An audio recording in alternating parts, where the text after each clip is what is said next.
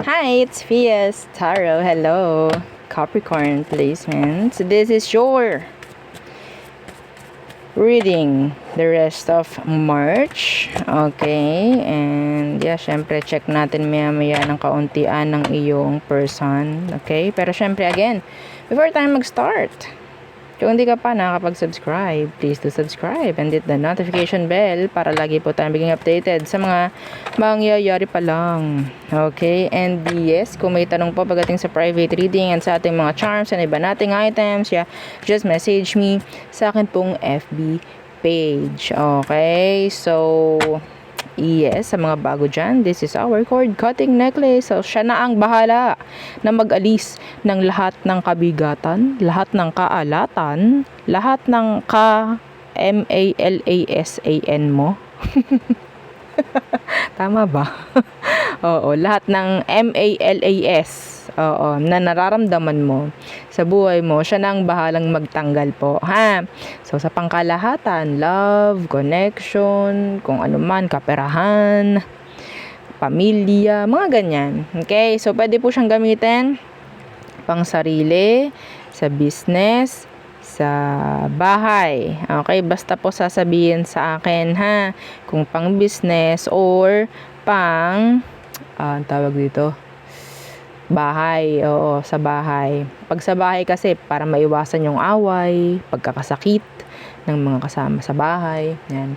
Okay? And syempre, kung pang sayo, matik, kung wala kang sasabihin under your name ko, gagawin. Okay? Yung iyong cord cut. Apo, no?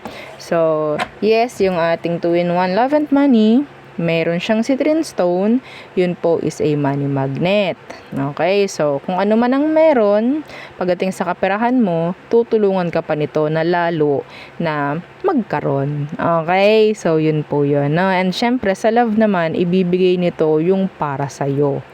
Okay, yung para sa'yo. Hindi po yung gusto mo. Magkaiba yun. Opo, alam nito kasi kung ano at kung sino ang para sa'yo.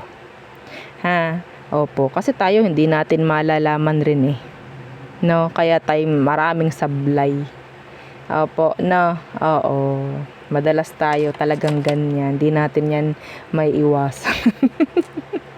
So, dito tayo pwedeng humiling. Yan kay Granter necklace. Ito kasi may pagka-uto-uto to. Si Granter. So, yes. Madam, bakit? Kasi ito, masaya, mapatama, mapamali ang iyong hilingin, igagrant niyan. Opo, no, lalo na kung napakagaling mong mag-alaga ng mga charms, marunong ka mag-cleanse, ganto, ganyan, hilingan mo, yeah, uto-uto si Granter. I'm sorry, Granter. Oo, may pagka-uto-uto siya, sa totoo lang. Hindi ko malaman kung talagang galante lang siya or talagang may pagka-uto-uto itong ating Granter necklace eh. Opo, no, so yes. Kasi yun nga, dapat maging responsible ka ha sa lahat ng hihilingin mo, ha. Oo, kasi yun nga eh, lahat pwede niyang i-grant. Oo. Hindi yan i-filter ni Granter, ha. Opo, mapasama man yan, mapaganda man yan.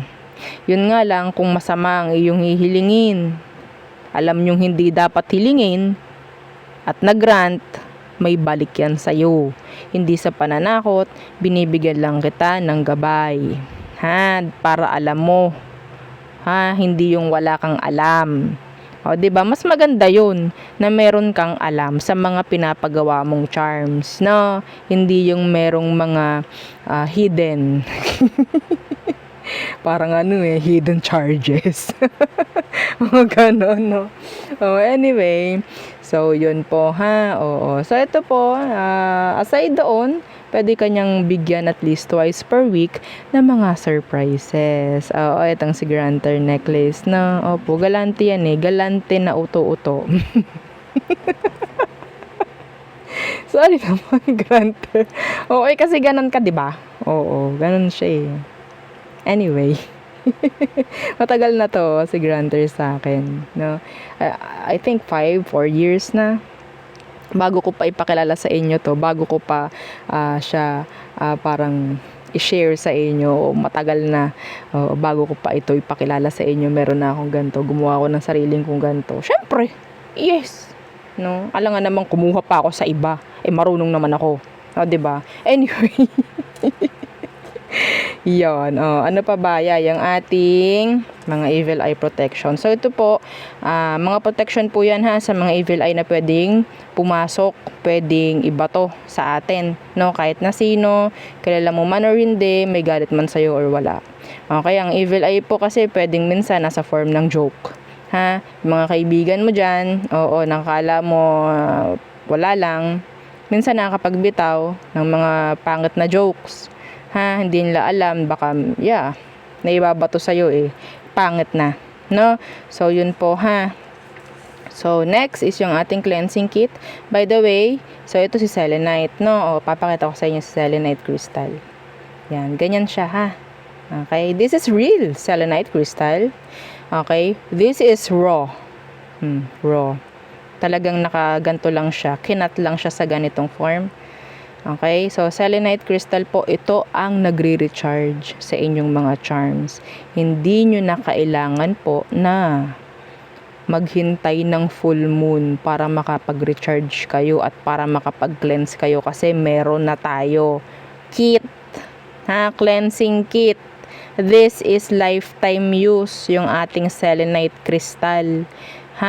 Okay? Kung marami kang selenite crystal or magagandang selenite mo, so nothing to worry, pati ikaw sabihin natin hindi ka basta-basta na madidrain kung meron kang selenite sa bulsa mo, mga ganyang bagay, no? Nakaka-recharge yan, selenite, ganda, no? And ano pa, yung ating healing oil. So si healing oil, ito yung maganda naman pagdating sa pag-aalis ng mga masasama na nararamdaman sa katawan, di ba, mga lamig, mga bigat, yan, mga ganyan, sakit sa ulo, stress, mga anxiety, yung mga nahirapan dyang matulog sa gabi, yan, makakatulong sa'yo itong ating healing oil, no? Pwede rin po ito na isabay sa cleansing ng inyong mga charms.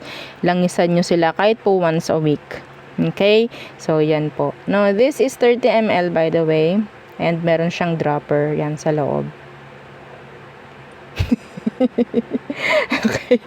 Next, yung ating charm spray. So, yan na ang ating automatic na tagapagbigay ng inyong ginugusto. Hilingin mo lang sa umaga kung ikaw ay makakapantay sa kanyang energy at frequency. Hindi imposible, na makuha mo sa loob din ng isang araw ang hiling-hiling. Lalo na pagdating po sa kaperahan. Okay po? Opo. So, galingan nyo. Hindi kasi siya nagiging needy, hindi siya nagbebeg, confident. Itong ating energy dito sa loob, yung i-spray nyo. Again, hindi tayo hihingi. Hindi tayo kawawa. So, yun po, spray ka, confident ka dapat. Kukota ako ngayon. Alam ko yun. Yan, ganun, papantay ka sa energy po nito, no? Kukota ako ngayon, maka-close deal ako ngayon. Hindi yung sabihin nyo, sana maka-close deal ako. Sana, parang humihiling. Parang humihiling lang. Meaning, hindi mo pa nagka-claim. 'Di ba? Gets mo yung energy, gets mo yung sinasabi ko. Sana nagigets nyo. Magkakaiba kasi, no? The way how you say kung ano yung gusto mo, ganon rin yung magmamanifest. Tandaan nyo po yun. Okay? So, this is 50 ml. Unisex po ang scent nito. Okay? Yeah, nothing to worry. Ang bango nito Yeah, hindi siya like masakit sa ilong, pero nakaka-attract. No? Yung kanyang amoy. Sa amoy pa lang, nandun na agad yung attraction. No, so iba talaga nito talagang kung maka-order, kala mo wala nang bukas. Hindi ka lang mabango kasi lalo na yung iba nga. Alam nila kung paano nila gamitin talaga to. Kasi nga may limit to, kaya ganon. May limit siya. Di kung connect ka sa energy niya, di goods. 'Di ba? Makukuha mo talaga.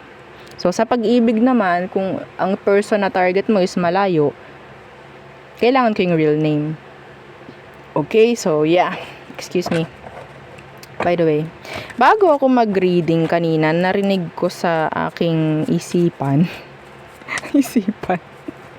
yung kantang Someone ng The Rembrandts. Oo. Alam nyo ba yon? Baka may something sa inyo yung song na yon. Tingnan natin, check natin. Oo, check natin. Ano bang meron dun sa song? Sandali. Okay, pwede kasing may ano yun may message sa'yo. Okay? Ating i-search. Okay. Anong song meaning nun? Okay, The Rembrandts. Okay. It's a heartfelt song about finding a deeply supportive long-term partner who loves and understands through life's changes. Explores the gratitude of having someone who provides consistent love and care, particularly during challenging times. Oh! May naka-resonate ba doon? Oo. O, pwedeng oo. Maybe the reading is for you. Kung ano man ang gagawin nating reading ngayon, baka makaka-resonate, no? Sa iyo. Diba? May something yung mga yan, no? Yung bigla na lang lulutang, bigla mong maririnig, kahit hindi mo naman alam yung song. Yeah, pag ganyan ako, tinitingnan ko yung, kung ano bang meaning ng song.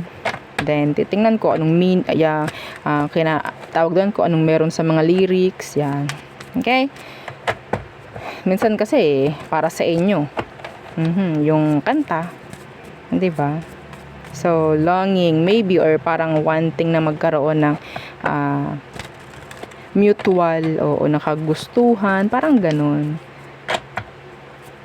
Someone parang to hold me the way that you do. Ando hindi ko alam yung song. Pero yun oo. Okay. Anyway, meron dong linya na someone who loved me the way that I love you. Diba? Oo. Baka iba sa inyo, nasa isang one-sided connection. Ooh! So, what's for you? Capricorn placements, the rest of March. Okay, silipin natin. Ano pa ba ang ibubuga ng Marso pagdating sa mga Capricorn placements? The Nine of Wands in reverse. Death in reverse. Okay. So, nandoon yung Uy. Hindi kayo makaalis pa sa isang cycle. Alam nyo bakit? You're stuck. Somebody still stuck sa iyong energy. The Six of Chalices in reverse and the Seven of Chalices. This is your, sabihin natin, somebody sa past mo na talagang nandyan pa rin, gumugulo sa energy or frequency mo. You have to let this go. The Four of Pentacles in reverse, yun ang kailangan. Kasi stuck ka, nakakapagod to, Capricorn. Nakakapagod yan. Maga pa lang, pagod ka na dyan. Yes. Maisip mo lang, pagod ka na dyan. Okay? So, what else?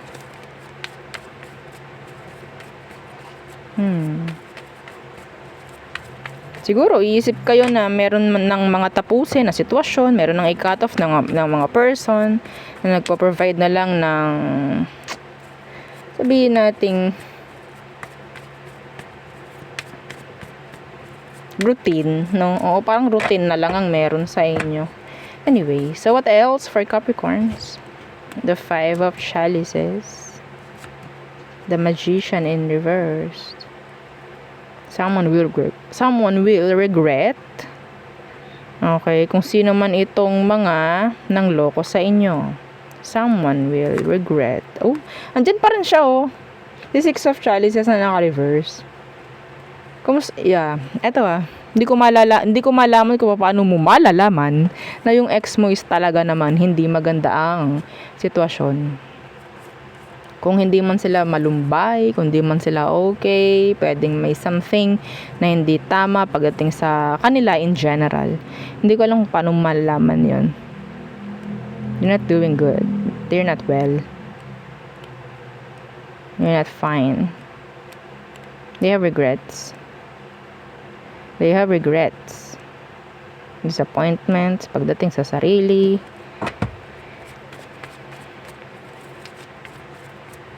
Okay?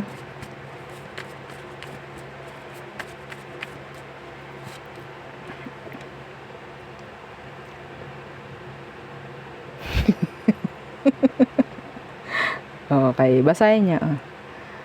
Kahit malabo, basahin niya. Ayan. Basa. Basa.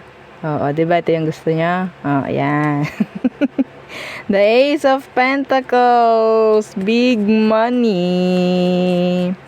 Big money. Okay, what's with that Ace of Pentacles? In general, that could be an energy of new beginning. Yan, mga ganyan. New opportunities, open doors, no, of opportunities, blessings, money. Eight of Swords. The Eight of Swords. Pwede pong may darating, no, na mga oportunidad sa inyo na pwedeng pag-iisipan nyo ng malakasan. Ayan, see? Open door. Ayan, no. Kita nyo? It's an open door of opportunity. Yung iba po sa inyo, this is may mga pirmahan po na gagawin. Could be contract or promotion. Di ko alam kung kukunin mo yung promotion na yun. Kasi syempre, di ba, kapag ipopromote ka, may dagdag rin trabaho yan, di ba? Okay. Iba naman dito, pwedeng ikaw itong pag-iisipan mo na magre-resign na ba ako and mag-focus na lang sa pag-business. Okay? So, yeah, yan ang nakikita ko sa inyo. Meron din ditong hindi talaga makaalis or may release yung sarili. Hindi sila pumipili talaga na mag-move on kasi they want you. They want you. Kita nyo? Binunot ko lang. Six of Chalices na naman. Kahit ako nagulat eh. Yung ex mo, sisihin mo. Oo. Nakakonekta pa yun sa'yo hanggang ngayon, Capricorn. Okay. Kung maraming delays, maraming kabagalang nangyayari sa buhay mo, pwedeng ang nakakaperwisyo or nakakaapekto is yung energy ng past person mo. Okay? Whether they know it or not. Energetically, sila ay nakatali pa po sa energy nyo rin. Okay? Kailangan nyo ng cord cutting. Cord cut. Maapektuhan kayo niyan sa pangkalahatan. Pera mo, pakikipagrelasyon mo sa current, kahit saan, stress, may bibigay niyan sa'yo. Energy rin ng parang ang tawag ito, drain, madadrain ka. Okay? Kasi para silang naghahanap sa'yo, parang ganyan. So, maapektuhan ka. So, ano pa? Capricorns, the Tower in reversed, the Fool. Maraming mangyayari pa. Okay? Ang dami bang ginagawa ng mga Capricorn? Oo. Yeah, the World in reversed. Iba dito could be opportunity to travel. Hindi mo to ma-avoid actually.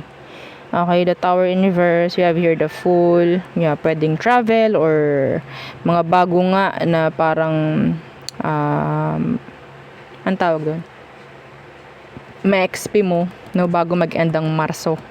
Okay? What else? The High Priestess in reversed.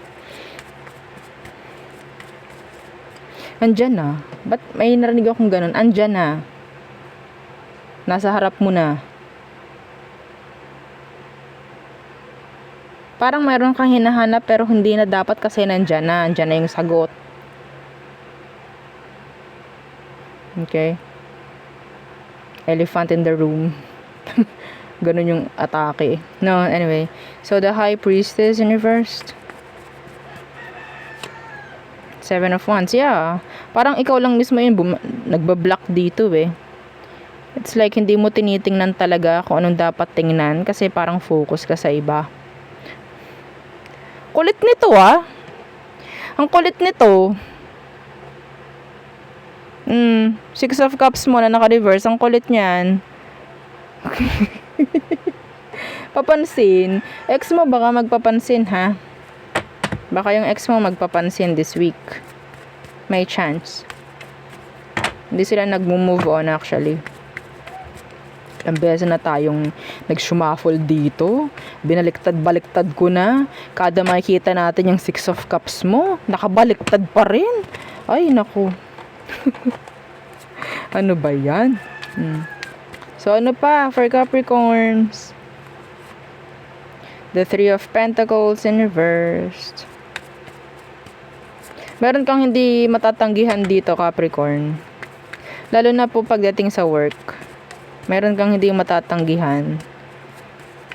Okay? Hindi ko alam kung ano yun. General. The Lovers in reversed. Ay. Huy! Capricorn! Baka naman, ha? Oo. Iba sa inyo, may posibilidad na mag-end up, no? Na pumasok nga sa isang connection na hindi dapat. Iwasan nyo. Iwasan nyo. Iwasan nyo. Lalo na iba dito na parang bago pa lang sa trabaho. Tapos merong mangliligaw or parang may makipagkilala. Yari ka. Baka mamaya bawal dyan yung ganyan. Hindi ka mariregular. Sinasabi ko sa'yo. Ayan o. Four of Wands in reverse. Sinasabi ko sa iyo. Ha? Okay? Iwasan mo muna. Yung iba naman, mag-research ka about the person. Baka kasi meron yung ano na, alam mo na, family or jowa. Ha? O ayaw natin na magiging option. Apo, no? Kasi syempre, pag uwi niya, meron yan. Gusto niya din kasi pag nasa work siya, meron pa rin siya. Ha? Okay? O, ayan o. The moon, that is secret. Ayaw naman natin na mapasok sa isang secret affair. Di po ba? Pangit yan. Iwasan natin yung mga ganyan. No? So, tayo tumungo na sa person. O, di ba? O, tingnan natin. The person on your mind. Who is this? Capricorn. The rest of March. Who is this? The Lovers. Okay, so pwedeng meron kayong connection in general ng taong to ngayon. Pwedeng nasa isang relationship kayo. Could be a Gemini. What's with that Lovers? The Ace of Chalices in reverse. What?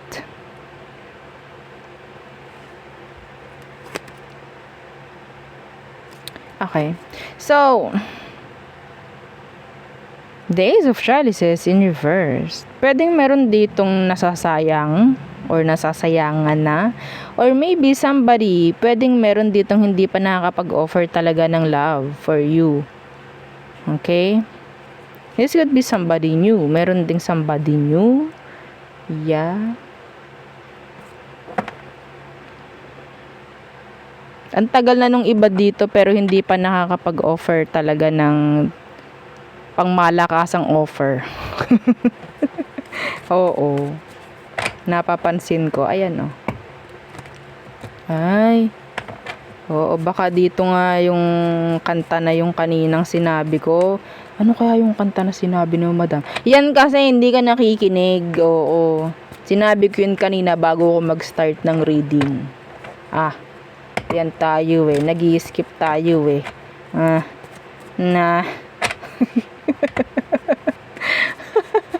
Okay, tingnan natin Anong kailangan mong malaman dito sa taong to? Nakakonect mo or gustong kumonect sa'yo? Pwede kasing gustong kumonect sa'yo rin. The Eight of Pentacles in reversed. So, ang kailangan mong malaman dito is hindi mo dapat pag-focusan tong taong to. Kung bago. Hindi ko alam bakit. Kasi iba sa kanila pwedeng meron nakakonect na. Okay. Pero yung iba dito, nakakonect mo na. Ha? Hindi ko nakikita na pwedeng mag-pursue to eh. Yeah. Hindi ko nakikita pwede siya mag-pursue.